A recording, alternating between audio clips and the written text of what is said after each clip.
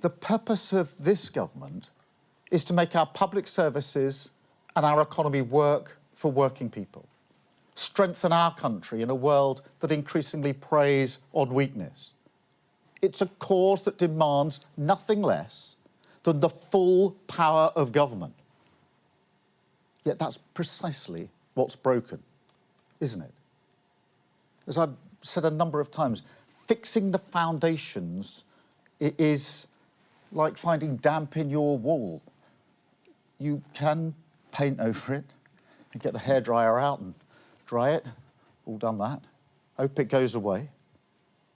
Or you can strip it out, rip out the plaster and deal with the problem once and for all. But unless we fundamentally reform the way government goes about its business, unless we first change how we try to change the country, then the hairdryer is all we've got. And this is a big job. Prisons overflowing, the NHS on its knees, a £22 billion black hole in our public finances, which, to put that in context, is nearly half of what we spend on defence of our country. Now, I don't want to use that as an excuse.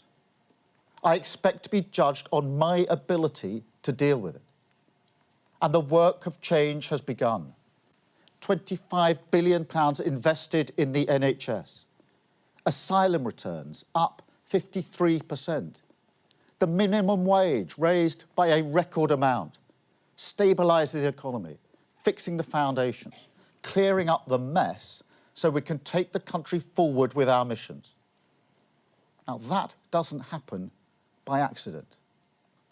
There's no investment in our public services without difficult decisions. No solution to the housing crisis without approving controversial development. And no taking our country forward without levelling with you honestly about the trade-offs we must face together.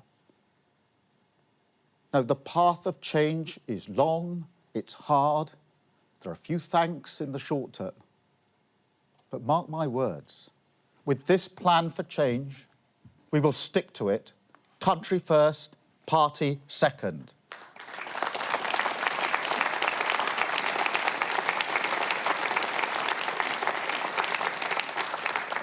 So in that country-first spirit, we change our plan, a plan for change, a plan that does two things at the same time.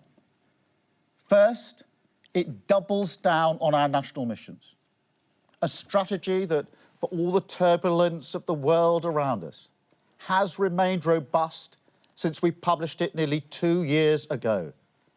A strategy that will give the government and the nation, whether in calm or choppy waters, the stabilising certainty of the clear destination, guide us towards a decade of national renewal.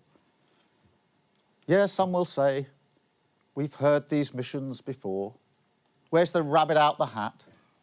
In Westminster, they always say that. But I make no apologies for sticking to our plan, and no apologies for fixing the eyes of Whitehall, not on the distraction of Westminster, but on the long-term good of our country. However, to drive those missions forward in this Parliament and show our progress towards them, today we publish new milestones, measurable milestones, that will also give the British people the power to hold our feet to the fire.